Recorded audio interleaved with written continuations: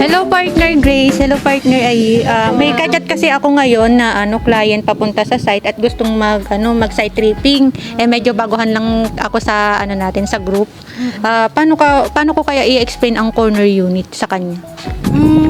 Pagdating naman sa corner unit, pwede mo i-emphasize or i-market or i-promote yung advantages muna kung corner unit yung i-avail niya. Like for example, kung gusto niya corner unit, ang advantage is pwede siya mag-set up ng commercial space or magkaroon ng car park space or depende sa magiging plano niya. In addition, since may additional space or lote yung corner unit, kasi literally from the word itself, corner unit, may lote ka sa edge ng bahay mo. So depende, pwede mo siya pa-extend ng mas malawak pa para pwede mong gawing depende sa magiging structure or sa disenyo ng pinapangarap mong structure ng bahay mo.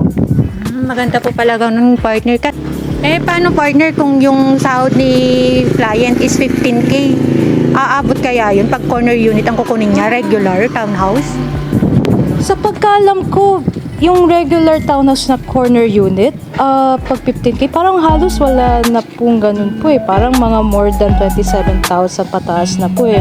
Ano sa tingin mo, Grace, yung masasuggest po solution? Kung ang required basic salary po ay nasa 27 pataas, since 15K lang po ma'am, sabi po ninyo maaari po siya magkaroon ng co-borrower up to, if I'm not mistaken, nasa 2 co-borrowers. So po pwede po niya isama po yun para maabot po si required basic salary kung nasa 27K plus po ang basic. And if ever po halimbawa na wala siyang co-borrower, maaari po niyang, halimbawa kung may other source of income po siya like business po na registered, maaari niya po isama yun ma'am as engagement income para maabot din po si required basic salary. On the other hand ma'am, kung sakali na wala sa dalawa na option natin yung napipili po ni home buyer, po pwede po natin na kung sakali ma'am na maabot po niya yung monthly payment, kung kakayanin po pwede po natin siya i-adjust equity.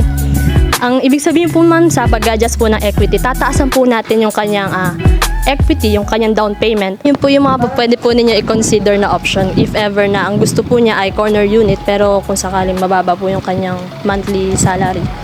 Or on the other hand ma'am, kung sakali po na wala po sa tatlong option yung pwede po niya piliin doon, pwede po siya mag-consider ng other types po natin.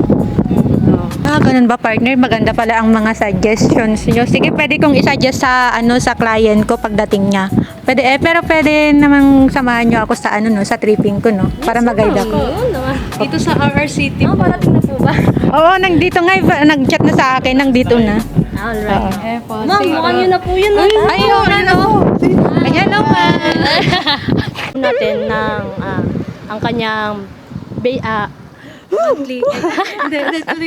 Sino siya? Ang bangis niyang gumiling ang